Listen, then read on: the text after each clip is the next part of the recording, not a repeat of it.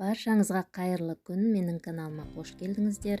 Бүгін сіздермен бірге Қызыл теңіз атты салат дайындаймыз.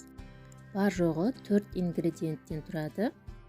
Ол үшін бізге краб таяқшалары, ірімшік, қызанақ, болгар бұрышы, майонез және сарымсақ қажет. Ең алдымен краб таяқшаларын осылай жіңішке қылып турап аламыз. Одан соң екіге бөлеміз. Тәтті болгар бұрышын ұзыншақ қылып турап аламыз. Қызыл болу керек болгар бұрышы міндетті түрде. Ірімшікті де ұзыншақ қылып турап аламыз. Достар, егер де менің каналыма жазылмаған болсаңыздар, жазылып кетіңіздер. Алда жақсы рецепттермен бөлісетін боламын.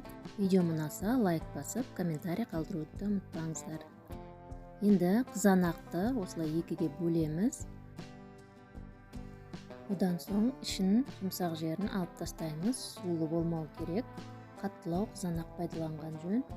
Одан соң оны да ұзыншақ қылып турап аламыз. Қызанақтан біреу немесе екеуін турасаңыздар да болады. Мінекей, осылай барлығын турап алдық. Енді бір сарымсақты үккіштен өткізіп, майонезге қосамыз. Араластырамыз жақсылап. Енді осылай тарелкаға әдемілеп бөлек-бөлек қылып салып алсаңыздар болады. Бұл қонақтық дастарханға осылай әдемі қылып қоюыңызға болады. Ортасына майонезді қоямыз. Мінекей, салатымыз дайын болды.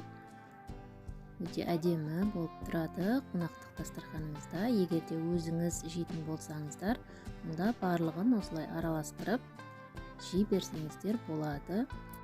Көріп тұрғандарыңыздай, салат өте оңай әрі тез дайын болады. Міндетті түрде жасап көріңіздер, ас болсын.